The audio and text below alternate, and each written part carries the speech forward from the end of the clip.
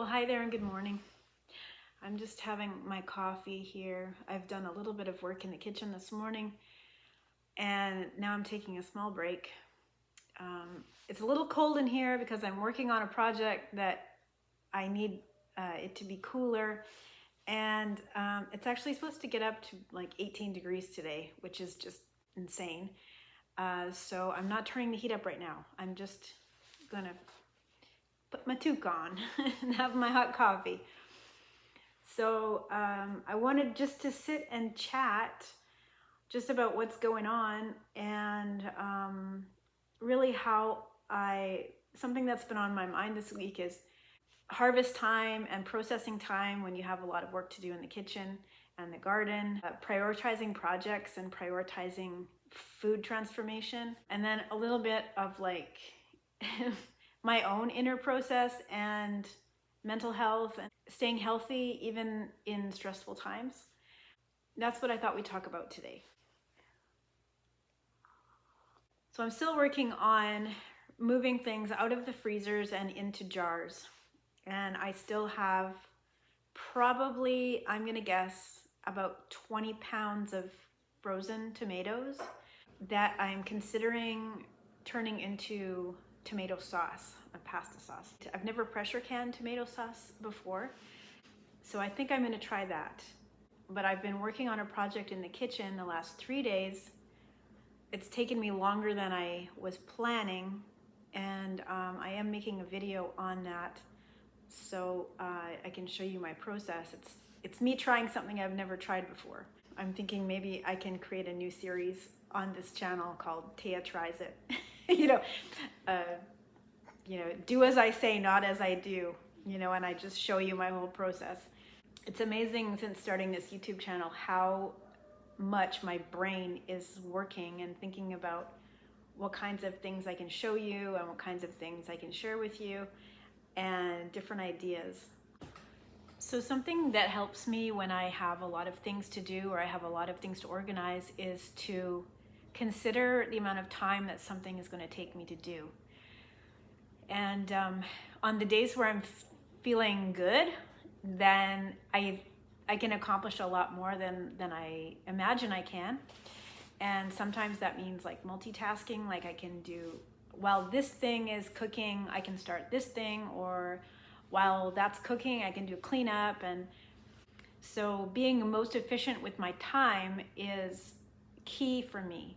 And then looking at what kinds of ingredients, like especially during harvest time in the garden, looking at the storage of different items and the perishability of different items, like what is going to perish quicker and what will store a bit longer. So if you have like soft vegetables or fruits like tomatoes or apples or maybe spices or herbs, and then you have root vegetables, if you can set up your storage systems to be ideal for those crops or those items, then you're going to be able to plan a little bit better. So managing your environments for food storage are really important.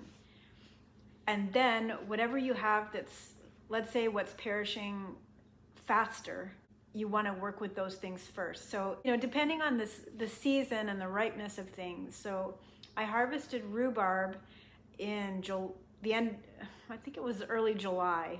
I harvested a bunch of rhubarb and I put that in my freezer because I was at that time processing fruit from last year, like berries that I had in the freezer from last year. So, and also meats.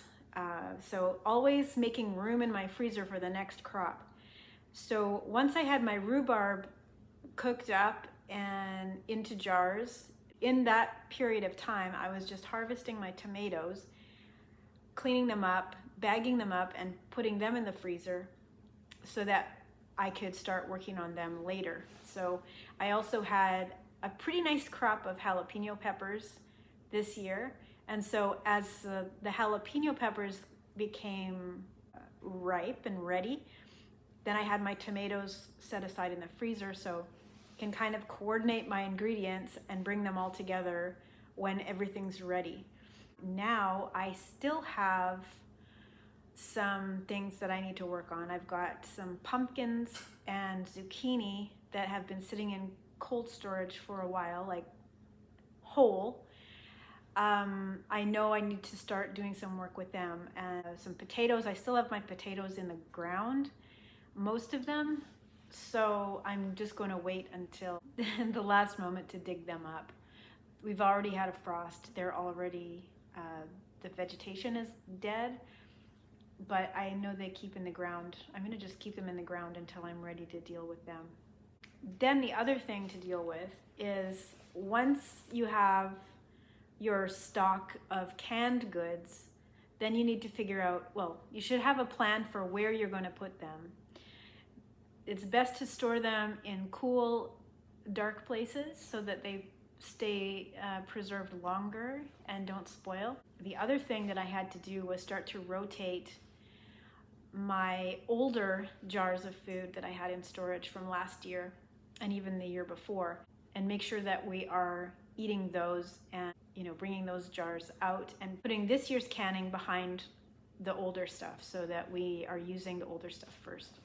I did go through my pantry a couple months ago and just took out anything that looked a little discolored or maybe looked like it was starting to spoil, or an excess of a recipe that I made that I really didn't like and we weren't really eating. I took those out. Some of them I did notice where the seal had broken and the food was starting to rot, so I just took those out and made some room for the new stuff to go in. And I do recycle my jars as long as they're in good condition. I empty them, I clean them out, and then I inspect them, make sure they're not chipped or cracked. I have a shelf where I store all my old jars, so I try to reuse them as much as possible for as many times as possible. And same with my rings. The products that I use for sale, I try to use new rings, never before used rings for those, and lids. Of course I use lids. I don't reuse my lids. I always use new lids, but I do have a lot of rings, so I go through those once in a while and just throw away the ones that look rough or they're starting to rust or things like that. So it's a continual process to keep the preservation of food rolling.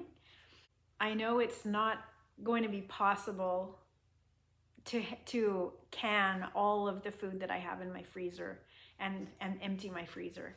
I know I'm not going to be able to do that, but I'm going to do the best that I can and try to make more space, because coming up in the wintertime, I can be making things with some of the food that I've preserved and then putting that in the freezer, foods that are like ready to eat and that are meals, and putting those in the freezer instead of just having the produce ingredients, but turning all of the produce into meals, which I can then throw in the freezer. That's my exciting story of the process of food processing and the process of food storage.